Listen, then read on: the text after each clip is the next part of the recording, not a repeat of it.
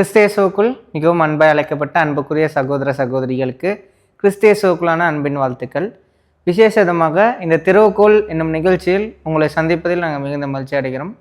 கடந்த சில வாரங்களாக ஆசாரியத்துவத்தை பற்றியும் ஆசாரியர்களை பற்றியும் லேவியராகமத்தில் சொல்லப்பட்ட அந்த காரியங்களை குறித்து தானே விஷயங்களை பார்த்துட்டு வந்துட்டுருக்கோம்.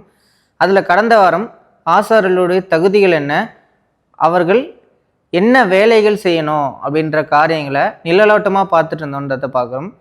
அதனைத் தொடர்ந்து நம்ம இந்த வாரமும் ஆசாரியர்கள் உடுத்தக்கூடிய அந்த பரிசுத்தமான ஆடைகளை பற்றி தானே நிழலான காரியங்களை தான் பார்க்க போகிறோம். ஸோ இந்த ஒரு வாரமும் அந்த ஆசாரியர்களுக்கான உடைகள் பற்றி தானே நிழலான காரியங்களை பார்க்கலாம். வாங்க நிகழ்ச்சிக்குள்ளே போகலாம்.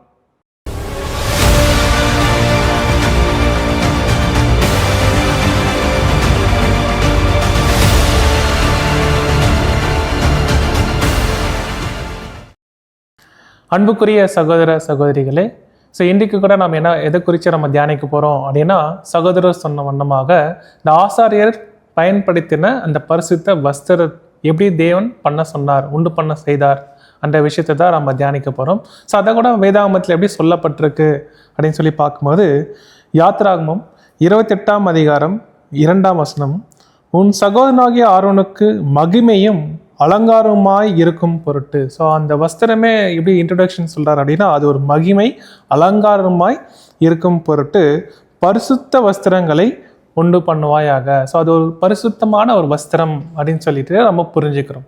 ஸோ இந்த வஸ்திரத்தோடைய அந்த விஷயத்தை எப்படி பிரித்து காட்டியிருக்காரு, என்னெல்லாம் ஒரு விஷயம் இருக்குது அப்படின்னு சொல்லி பார்க்கும்போது தான் அதிலே 4ஆம் வசனத்தில் பார்க்கும்போது, அவர்கள் உண்டாக்க வேண்டிய வஸ்திரங்களாவன மார்பதக்கமும் ஏபோத்தும் அங்கியும் விசித்திரமான உள் சட்டையும் பாகையும் இடைக்கச்சியுமே. ஸோ இப்பேற்பட்டதான காரியங்கள் தான் அந்த பரிசுத்தமான வஸ்திரங்களில் இருந்துச்சு. ஸோ நீங்கள் டிஸ்பிளேல அந்த வஸ்திரத்தோட விஷயங்களை நீங்கள் பார்க்க முடியும்ன்றதை நம்ம பார்க்குறோம். ஓகே, ஸோ ஃபஸ்ட்டு இந்த ஆர்டர் படியே நம்ம எப்படி அதை செய்தாங்கன்றதை நம்ம பார்க்கலாம்.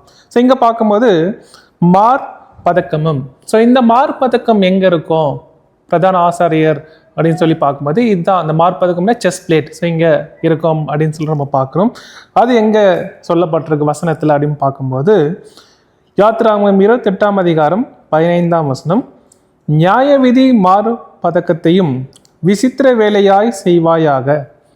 ஓகே, ஸோ அதுக்கு பயன்படுத்தப்பட்ட பொருட்கள் என்ன அப்படின்னு சொல்லி பார்க்கும்போது, அதை ஏபத்து வேலைக்கு ஒப்பாக பொன்னினாலும் இளநீல நூலாலும் இரத்தாம்பர நூலாலும் சிவப்பு நூலாலும் திரித்த மெல்லிய பஞ்சு நூலாலும் செய்வாயாக. ஸோ இப்பேற்பட்ட வேலைப்பாடுகளோட செய்யணும்.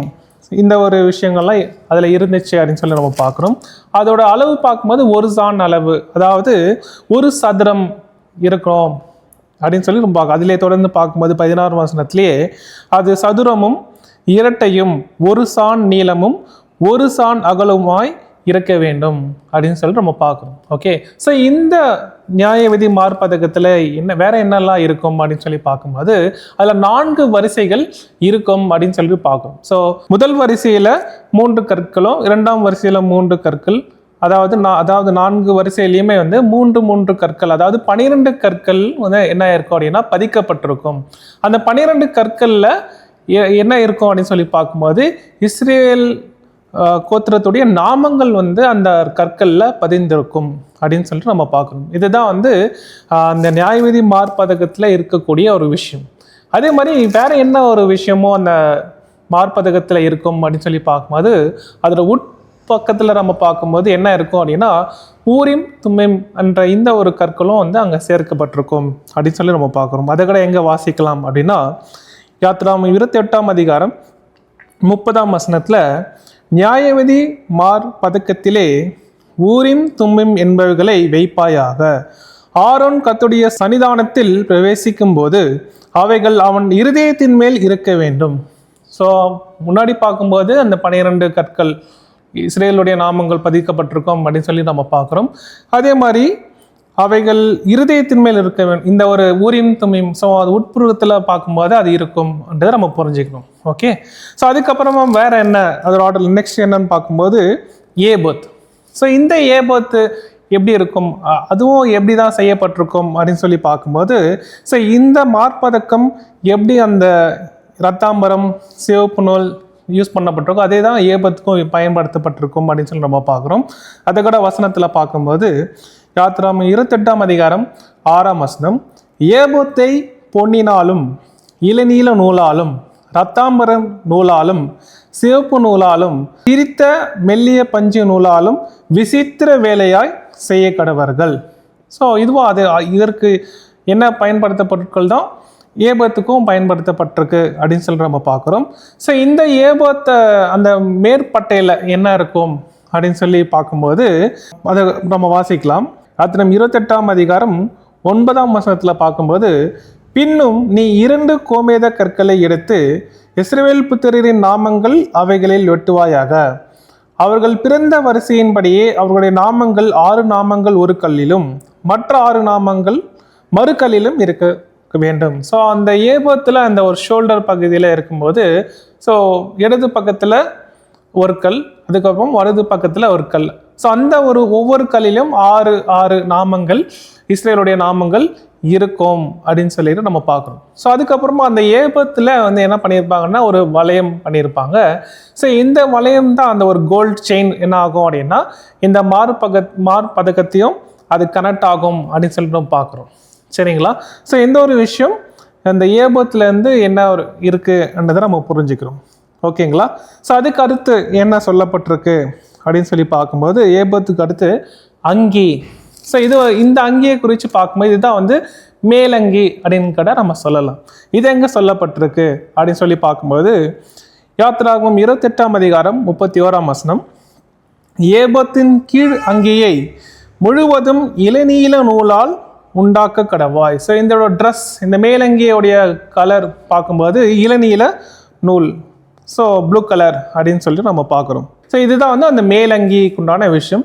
ஸோ இந்த மேலங்கியில் வந்து கீழே பார்க்கும்போது அது கீழ் ஓரங்களில் அது என்ன இருக்கணும் அப்படின்னு சொல்லி பார்க்கும்போது 33ஆம் வசனத்தில் அதன் கீழ் ஓரங்களில் இளநீல நூல் ரத்தாம்பர நூல் சிவப்பு நூல் வேலையால் செய்யப்பட்ட மாதுளம் பழங்களையும் அவைகளுக்கு இடையிடையே சுற்றிலும் பொன்மணிகளையும் அதன் ஓரங்களில் சுற்றிலும் தொங்கும்படி பண்ணி வைக்க வேண்டும். ஸோ அப்போ என்ன இருக்கும்?